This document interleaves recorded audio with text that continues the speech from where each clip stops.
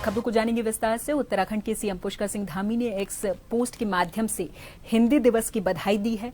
CM ने लिखा है कि समस्त प्रदेशवासियों को हिंदी दिवस की हार्दिक बधाई और शुभकामनाएं। हिंदी हमारी मातृभाषा ही नहीं बल्कि राष्ट्र की चेतना, संस्कृति और गौरव का प्रतीक है। आइए हम सभी अपने सामान्य बोलचाल में हिंदी के शब्दों को प्राथमिकता दें और इस अमूल्य धरोहर को और समृद्ध करने का प्रण लें।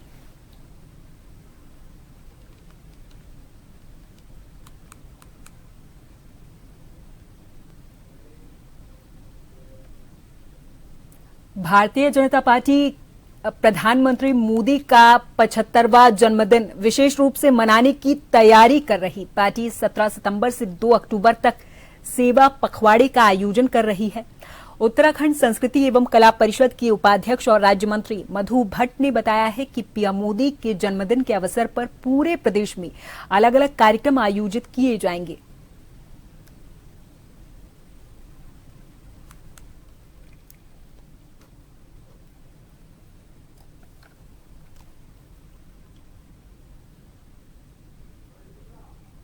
दिन के उपलक्ष्य में जो उनका सेवा भाव रहता है, सेवा पखवाड़े का आयोजन किया जा रहा है। 17 से और 2 अक्टूबर तक ये सेवा पखवाड़े का आयोजन किया जा रहा है। साथ में हमारे जितने भी पूरे उत्तराखंड के विभिन्न जनपदों में स्वास्थ्य शिविर लगाए जाएंगे। रक्तदान शिविर जो है रक्तदान किया जाएगा। हमारे युवा मोर्चा के द्वारा जो है नमो मैराथन जो है वो की जाएगी। बहुत सारे सेवा भाव से जो जिस प्रकार से माननीय प्रधानमंत्री श्री नरेंद्र मोदी जी का भाव रहता है कि पूरे आम जन की सेवा करना, उसी प्रकार से हमारे पूरे जो हमारे भारतीय जनता पार्टी का प्रत्येक कार्यकर्ता सेवा भाव से सेवा पखवाड़े के साथ जहां रक्तदान शिविर का आयोजन किया जाएगा।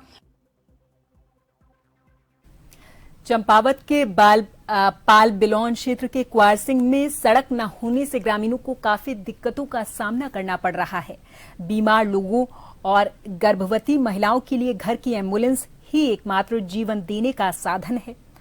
डोली के सहारे बीमार को मुख्य मार्ग तक पहुंचाया जाता है, जिसके बाद अस्पताल पहुंचाया जाता है। वहीं बीमार महिला को अस्पताल से घर ले जाने के लिए ग्रामीणों ने डंडों को रस्सी से बांधकर डोली बनाकर 4 किलोमीटर की खड़ी चढ़ाई पार करके उसे घर पर पहुंचाया। ग्रामीण लंबे समय से यहां सड़क सुविधा की मांग कर रहे, लेकिन सड़क न होने के कारण ग्रामीणों को काफी दिक्कतों का सामना करना पड़ रहा है। सबसे बड़ी समस्या स्कूल जाने वाले बच्चों, गर्भवती महिलाओं और बीमार लोगों को लाने ले जाने में सामने आती है। यहाँ के ग्रामीण आज भी सड़क से वंचित हैं। क्वारसिंग के ग्रामीणों ने अपने विधायक मुख्यमंत्री पुष्कर सिंह धामी से जल्द ही सड़क से गांव को जोड़ने की मांग उठाई है।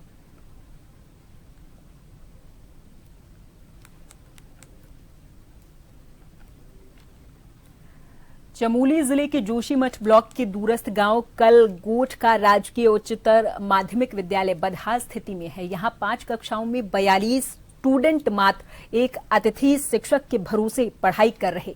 शिक्षक के अवकाश पर जाने पर विद्यालय बंद हो जाता है। बोर्ड परीक्षा पास होने की वजह से स्टूडेंट्स के भविष्य पर संकट है।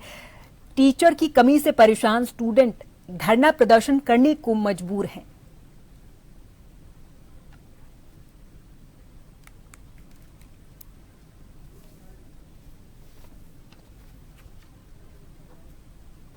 कई विषयों में जैसे कि विज्ञान, अंग्रेजी, सामाजिक विज्ञान, गणित में हमें दिक्कतें आ रही है और इस बार हम बोर्ड के छात्र हैं। अध्यापकों की नई नियुक्ति नहीं हो रही है, जिससे हमारा भविष्य काफ़ी ज़्यादा खराब हो रहा है। ये विषय काफ़ी महत्वपूर्ण है और हमारे यहाँ से 10 के छात्रा भी हैं जिन्हें इन विषयों में नंबर लाने में काफ़ी तकलीफ हो रही है।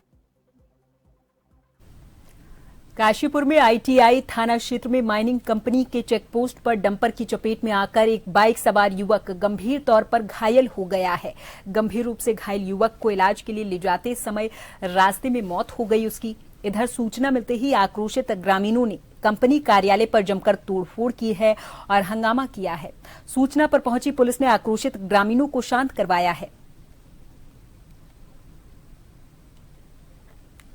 दुर्घटना को लेके जो गांव वाले हैं उन्होंने कुछ आपत्तियां व्यक्त की हैं कि कुछ कार्रवाई यहाँ पे होनी चाहिए। उनसे उनकी जो मांगे हैं और समस्याएं हैं वो रिटर्न में मांगी गई है। जो भी समस्या है उनके द्वारा बताई जाएगी, उनका लॉन्ग टर्म सॉल्यूशन क्या होगा उस सॉल्यूशन को प्रोवाइड किया जाएगा और उनके साथ मिलकर समस्या का परमानेंट जो एक निराकरण होता है वो किया जाएगा।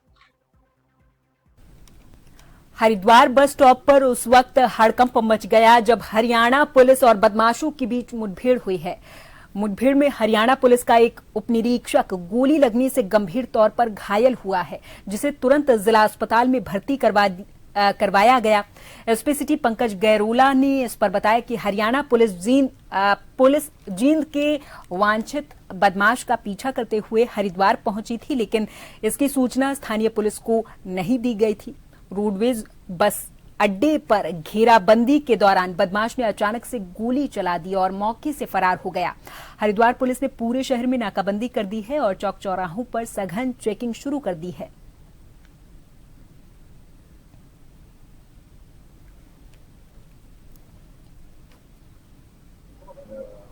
हरियाणा से वहां की पुलिस अपने वांछित को तलाश करते हुए हरिद्वार तक पीछा कर रही थी। बदमाश की सूचना उन्हें बस स्टैंड के आसपास मिली, जिस पर उनके द्वारा अपने बदमाश को पकड़ने का प्रयास किया गया। बदमाश द्वारा की गई फायरिंग में जो निरीक्षक घायल हुए, इनकी गोली लगी। उनको तत्काल स्थानीय पुलिस की सूचना मिलने पर स्थानीय पुलिस द्वारा और उनके पुलिस के जो जवान थे साथ में महिला हॉस्पिटल ले गए, जहाँ से उनकी स्थिति को देखते हुए उन्हें एम्स हॉस्पिटल रवाना। तो क्या इन्होंने हरिद्वार पुलिस को ऐसा जब भी कोई सूचना नहीं दी गई। क्या स्थिति अभी तक स्थिति जब यहाँ से रेफर किया, डॉक्टर ने उन्हें क्रिटिकल कहा था, लेकिन वो अंडर कंट्रोल बता रहे थे, लेकिन बेहतर इलाज के लिए उन्हें एम्स रेफर किया गया। उत्तराखंड में आपदा प्रभावित क्षेत्रों का निरीक्षण करने पहुंची केंद्रीय टीम ने क्षति का आकलन शुरू कर दिया है। राज्य सरकार ने अब तक 5700 करोड़ रुपए के नुकसान का अनुमान लगाया है। प्रधानमंत्री मोदी 1200 करोड़ रुपए की सहायता पहले ही स्वीकृत कर चुके हैं। जल्द ही पीडीएनए टीम आकर विस्तृत रिपोर्ट तैयार करेगी, जिसके आधार पर अतिरिक्त धनराशि दी जाएगी। इस बार अधिक बारिश की वजह से धराली और थराली जैसे क्षेत्रों में भारी तबाही हुई है।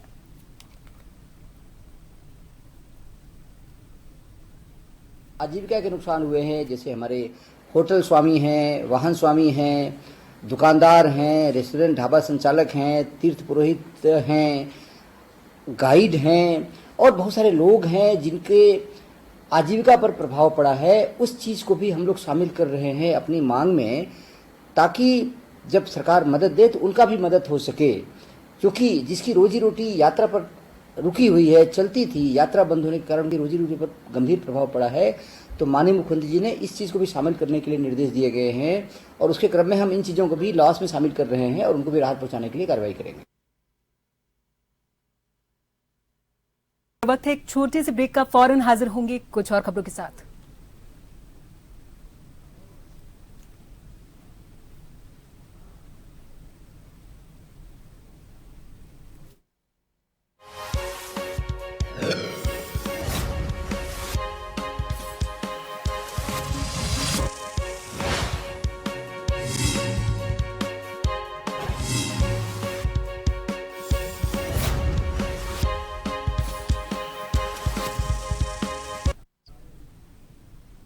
ब्रेक के बाद एक बार फिर से आप सभी का बहुत स्वागत है। काशीपुर में आज चुनाव के दौरान अपने द्वारा किए गए वायदों को लगातार पूरा करने की दिशा में मेयर दीपक बाली ने काशीपुर की जनता को फिर से राहत दी है।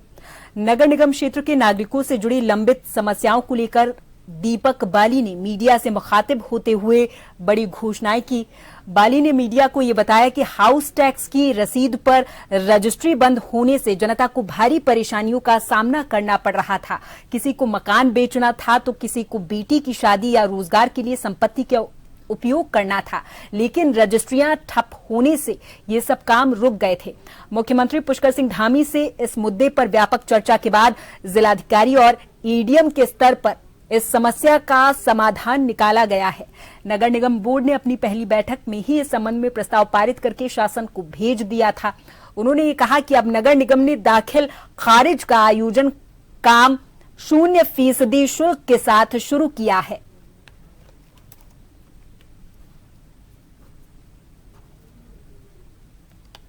काशीपुर की सामान्य जनता एक समस्या से जुड़ी रही थी, जिसमें जो हमारे नगर निगम की संपत्ति कर की रसीद, हाउस टैक्स की रसीद के बिना पर जो रजिस्ट्री होती थी उस पर रोक लगा दी गई थी प्रशासन के द्वारा। तो अभी माननीय मुख्यमंत्री जी के काशीपुर आगमन पर उनके संज्ञान में इस मामले को लाया गया, उनके द्वारा अधिकारियों को दिशा निर्देश दिया गया, जिसके बाद इसका समाधान कर दिया गया है। और आने वाला जो मंगलवार को कार्य दिवस है उसमें जिस तरीके से इस रोक के लगाने से पहले रजिस्ट्रियाँ होती थी संपत्ति कर के आधार पर किसी की भी हाउस टैक्स की रसीद पर, उसी तरीके से वो कार्यक्रम दोबारा से सुचारू रूप से शुरू हो जाएगा। लाइंस कोतवाली पुलिस ने आमजन को सम्मोहित करके ठगी करने वाले 2 अभियुक्तों को गिरफ्तार करने में बड़ी सफलता हासिल की है। ये कार्रवाई तब हुई है जब एक महिला ने कोतवाली में शिकायत दर्ज करवाई कि उसके साथ धोखाधड़ी हुई है। पीड़िता ने अपनी शिकायत में ये बताया कि वो नगर निगम पुल के पास अपने बच्चों के साथ खड़ी हुई थी, तभी 2 अज्ञात व्यक्ति वहां पर पहुंचे, उसके भविष्य के बारे में बातें करने लगी। महिला को विश्वास में लेकर उन्होंने उसके पारिवारिक समस्याओं का समाधान करने का झांसा दिया। इसी दौरान उन्होंने महिला से उसके सोने के कुंडल, लगभग 4 ग्राम के 2 मोबाइल फोन, 1200 नकद एक कपड़े की पोटली में रखने को कहा और मौका पाकर वहां से फरार हो गए। पुलिस टीम ने त्वरित कार्रवाई करते हुए दोनों ठगों को गिरफ्तार कर लिया है। आगे की कार्रवाई जारी है।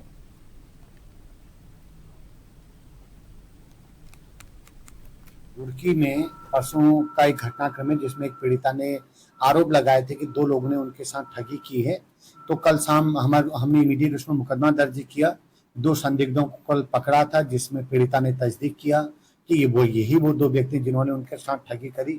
इमीडिएट मुकदमा दर्ज किया गया है। बाकी 100% हमारा माल रिकवर हो गया। दोनों मुलजिम कलियर थाना क्षेत्र के रहने वाले हैं और बाकी उसमें किसको बेचा, क्या करा, उसकी हम पड़ताल कर रहे हैं। 3 दिन से लापता एक व्यक्ति का शव सिंचाई नहर में मिलने के बाद से ही इलाके में हड़कंप मच गया। तो वहीं घटना के बाद मृतक के परिजनों में कोहराम मचा हुआ।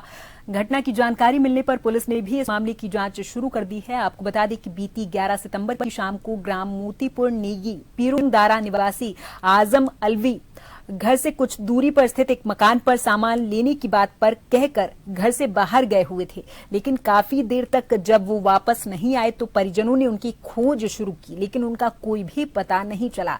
घटना के संबंध में जानकारी देते हुए असलम शाह ने बताया कि शनिवार की सुबह उन्हें ये सूचना मिली कि उनके जीजा आलम अलवी का शव हाथीनगर के पास सिंचाई नहर में पड़ा हुआ है, जिसके बाद से ही परिजन और पुलिस मौके पर पहुंचे। घटना की जानकारी पुलिस जुटा रही है और पुलिस का कहना ये है कि पोस्टमार्टम रिपोर्ट आने के बाद ही मौत के वास्तविक कारणों का पता चल सकेगा। 11 तारीख की रात से लापता हैं। क्या नाम था इनका आजम अलवी, जीजा जी थे मेरे ये। जब इन्हें ढूंढा गया नहीं मिले। ये रात को क्या कर लेते हैं, मैं अभी दुकान जा रहा हूँ, घर से लौट के आ रहा हूँ दुकान से। जब वहाँ से लौट के आए तो लौटे नहीं है बिल्कुल भी। अब जब कल से मैंने ढूंढाई शुरू करी है तो कल पूरे दिन कहीं पता नहीं चला इनका।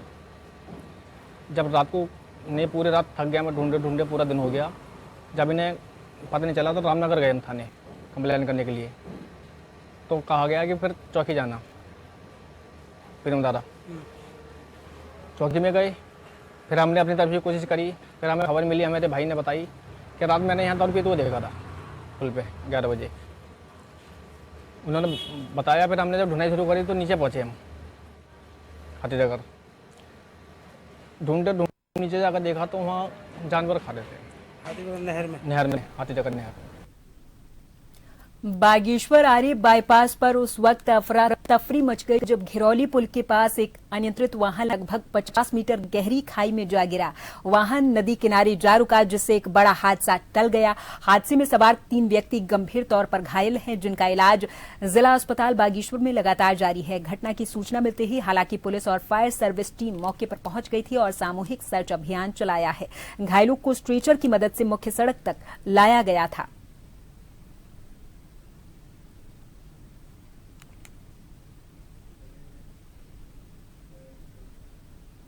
नारसन ब्लॉक के गांव घोसीपुरा में लगभग 50 पशुओं को रहस्यमयी बीमारी ने घेर लिया। वहीं इसी बीमारी के चलते गांव के 4 पशुओं की मौत भी हो गई, जिसको लेकर ग्रामीणों में भय का माहौल है। जिन पशुओं की मौत हुई उनकी कीमत लाखों में है। ग्रामीणों के द्वारा जब पूरे मामले में ग्राम प्रधान को अवगत करवाया गया, इसके बाद ग्राम प्रधान ने कई बार क्षेत्रीय पशु चिकित्सक को सूचना दी, पर कई बार कहे जाने के बाद भी मनोज कुमार नामक पशु चिकित्सक मौके पर नहीं पहुंचे, जिसको लेकर ग्रामीणों में भारी रोष व्याप्त है। बीमार पड़ी और प्रधान जी को कहा हम तो कोई सूचना उस डॉक्टर साहब को दी होगी ना। हमारे भाई हमारे डंगर तो बुलाए नहीं, डंगर बहुत से पड़े यहाँ बीमार और जी बस बहुत बुरा हाल है डंगरों का, उठा बैठा नहीं जा रहा। किसी प्राइवेट डॉक्टर ने प्राइवेट डॉक्टर ने कहा जी पाँव तो मुँह तो ये बीमारी चल रही बहुत ज़्यादा। आज भी हम लोग टिक्के टाके लगवाए प्राइवेट को, सरकारी डॉक्टर यहाँ कोई नहीं आया। तो गांव में दहशत का माहौल है? दहशत का पूरा माहौल है जी। और डंगर बहुत पड़े जी, कुछ डंगर मरे भी हैं। मरे भी, कुछ एक गाय 2-3 गाय मर ली, 5-6 भैंस मर ली। और जी उन पर बेचारा जब भैंस ली भी नहीं जाती तावड़ी से, क्यों 1 लाख तो भैंस कमाती नहीं, गरीब आदमी यहाँ से ऐसी आमदनी है। समाज सेवी संगठन लोक हितकारी परिषद की ओर से आयोजित चित्रकला प्रतियोगिता में स्टूडेंट्स ने बढ़ चढ़कर हिस्सा लिया। प्रतियोगिता में आदर्श यादव ने जहां प्रथम स्थान हासिल किया, तो वहीं कुमारी नेहा ने द्वितीय स्थान पर बाजी मारी है। बता दें कि शनिवार को राजकीय आदर्श पूर्व माध्यमिक विद्यालय में आयोजित पुरस्कार वितरण समारोह में चित्रकला प्रतियोगिता के विजेताओं को सम्मानित किया गया है, जिसमें मुख्य अतिथि के तौर पर समाज सेवी राजन गोयल के साथ भाजपा जिला मंत्री राजकुमार राज, माजरी ग्रांट की ग्राम प्रधान निषाद देवी ने शिरकत की है।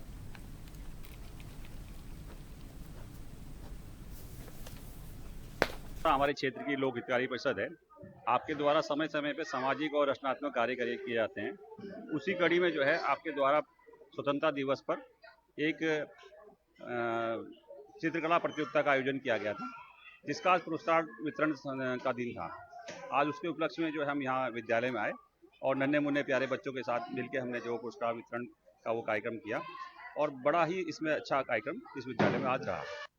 आज लोक हितकारी परिषद द्वारा स्वतंत्रता दिवस के अवसर पर जो प्रतियोगिता चित्रकला प्रतियोगिता कराई गई थी, ये पूर्व माध्यमिक जूनियर लाल तप्पड़ स्कूल के विद्यार्थियों के द्वारा, जिसमें कि 90 बच्चों ने प्रतिभाग किया था और बहुत ही अच्छा कार्यक्रम ये रहा। और इसमें जो है लगभग 5 बच्चे जो है जिनको आज यहाँ पर पुरस्कृत किया गया और सभी बच्चों को सम्मान पत्र दिए गए। मुझे जो प्रमाण पत्र मिला है वो मैंने देश के भगत सिंह जी का चित्र बनाया था। वो जो अतिथि लोग हैं उन्होंने मुझे जो पुरस्कार दिया, तो मुझे वो देखकर उसे लेकर बहुत खुशी हो रही है। और तो मैं जो अतिथि लोग हैं और मेरे गुरुजन लोग हैं, मैं उनका धन्यवाद करना चाहता हूँ। धन्यवाद। और चलते चलते एक बार फिर नजर हेडलाइंस पर। सीएम धामी ने एक पोस्ट के माध्यम से दी बधाई, लिखा हिंदी हमारी मातृभाषा ही नहीं बल्कि राष्ट्र की चेतना, संस्कृति और गौरव का प्रतीक।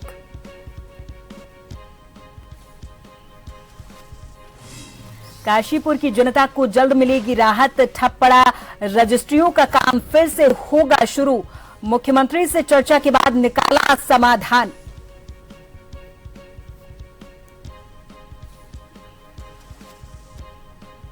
रुड़की में आमजन को सम्मोहित कर ठगी करने वाले गिरोह का पर्दाफाश, 2 अभियुक्त गिरफ्तार, महिला की शिकायत पर कार्रवाई।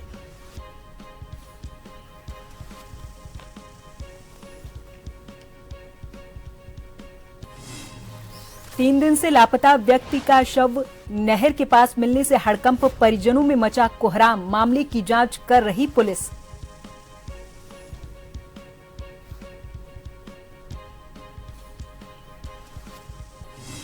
और उत्तराखंड में आपदा प्रभावितों को जल्द मिलेगी राहत, सर्वेक्षण प्रक्रिया हुई शुरू, सरकार होटल, गाइड और वाहन मालिकों के नुकसान का करेगी आकलन।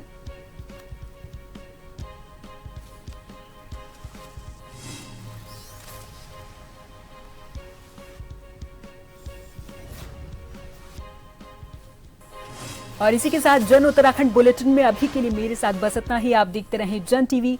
नमस्कार।